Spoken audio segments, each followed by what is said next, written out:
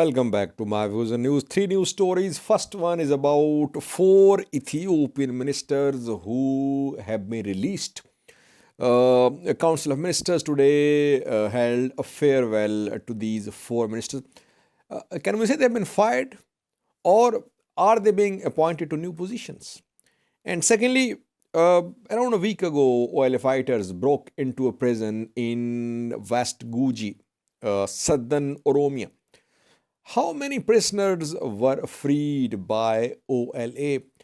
West Guji Zone Deputy Mayor and OLA Deputy Commander of Guji, they are making conflicting claims. What are they saying? Thirdly, Tigrayans and Eritreans living in the US are organizing a joint event in Washington, D.C. What is this program about? Firstly, viewers, four Ethiopian ministers have been relieved.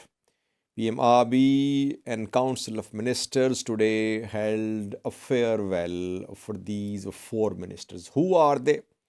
Why were they relieved? Can we say they have been fired? Firstly, Tigrayan-Eritrean, Minister of Mining and Petroleum. Secondly, and he served as Addis Ababa mayor as well in the past. Secondly, Dagmawit Mogas, Minister of Transport. Thirdly, Umar Hussain, Minister of Agriculture. Fourthly, Tafiri Fikre, Minister of Cabinet Affairs. So they have left the cabinet. Question is, are they being appointed to new positions, or have they been fired? If they have been fired, what is the allegation? What is the reason? Two have been appointed to new positions. Umar Hussain and Tafiri Fikre, they have been appointed as ambassadors. President Sahle Work has approved their appointment as ambassadors. So they are being given new roles. What about Tigrayan-Eritrean and Dagmawit Mogas? It's not clear, especially Tigrayan-Eritrean.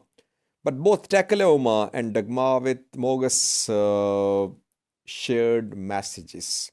They thanked the people. Tigrayan-Eritrean in his message called PM Abiy his brother. And both said that they were honored that they worked for Ethiopia. It seems that the two will be appointed to new positions. Some say Tigrayan-Eritrean could be given a key position in the Oromia region of Ethiopia. We have learned about the position as well, but let's confirm it a little more. Reportedly, Tigrayan-Eritrean is going to be given a key position in Oromia. We're not sure about Dagmawit Mogas. No information about any allegations of corruption against these ministers so far. But Tigrayan-Eritrean was Addis Ababa mayor, then Minister of Mining and Petroleum, and now could be given a new position. Secondly, viewers, Oromo Liberation Army has claimed the responsibility for the prison attack which happened almost a week ago in West Guji. An OLA commander talked to the BBC. Jal Abdisa is the name of the commander. He is from West Guji front, and he confirmed attack on a prison in Bolehora, West Guji on the 7th of January. Now, OLA and government officials are making conflicting claims or different claims about number of prisoners freed. Both sides are confirming attack on the prison. Deputy Mayor of Guji says that around 500 prisoners were freed by Shine, by OLA members. While Jal Abdisa, Deputy Commander of OLA for West Guji, claims that more than 2,000 prisoners who were allegedly Political prisoners, they were freed from a Bole Hora prison in West Guji.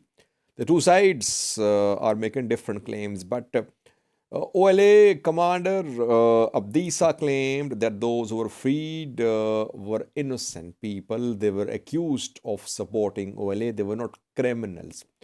But some other sources say that yes, some charged with having sympathy for OLA have been released. They were being kept as prisoners, and some criminals have been released as well.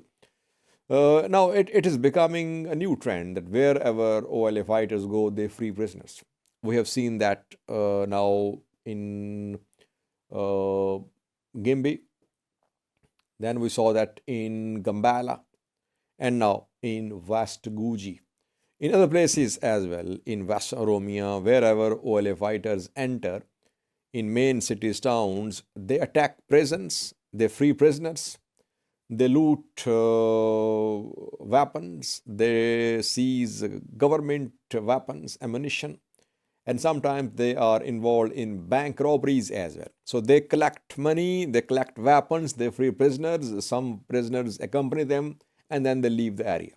They don't remain inside main town city. They just keep on attacking and fleeing, then they come back. That is how they are operating in Western and Southern Oromia. And from Southern Oromia, they did relocate towards Eastern Oromia. But the prison break indicates that they are still there in Southern Oromia. But reportedly, they have shifted their hideouts, their bases from Southern Oromia towards Eastern Oromia. But jail attack indicates that still there is presence of OLA on a southern front. Lastly, viewers, Eritrean and Tigrayan diaspora communities are organizing a joint event in Washington, D.C., where for 3 days several programs will be held. A protest is going to be held. It was held in front of U.S. State Department. It was against Eritrean government's human rights abuses and for regime change in Eritrea, sailing for peace and democracy in Eritrea, and other organizations participated in the protest. Secondly, some singers, Tigrayan and Eritreans, are going to be performing at these 3-day-long programs. Funds will be raised for the people of Tigray who have been displaced, who are in need of aid.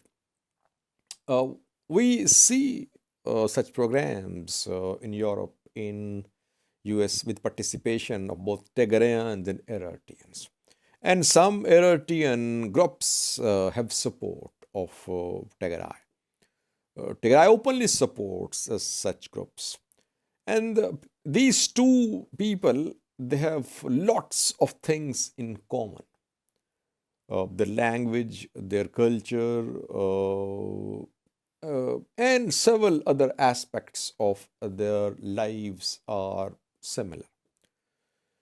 Let's hope, let's pray that one day we see such programs in Eritrea, in Tigray as well. Tigray did host tens of thousands of Eritreans before the start of Tigray conflict, Tigray war in November 2020.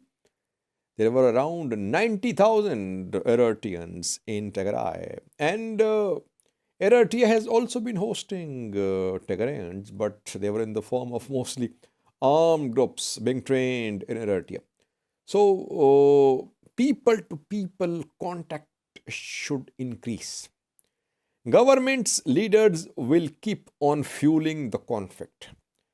But there must be some organizations which should promote people-to-people contact, keeping the propaganda by the two ruling elites aside. So what we are seeing in US is commendable. It should happen. Such activities should continue with involvement of both Tigrayans and Eritreans, because I always say for lasting peace and stability in the Horn of Africa, you need cooperation between Tigray and Eritrea, obviously through Ethiopia. Tigray means Ethiopia. Ethiopia and Eritrea, with participation of Tigray, can ensure peace in the Horn of Africa. Otherwise, you'll keep on seeing conflicts in one or the other form in this region. Thank you for watching.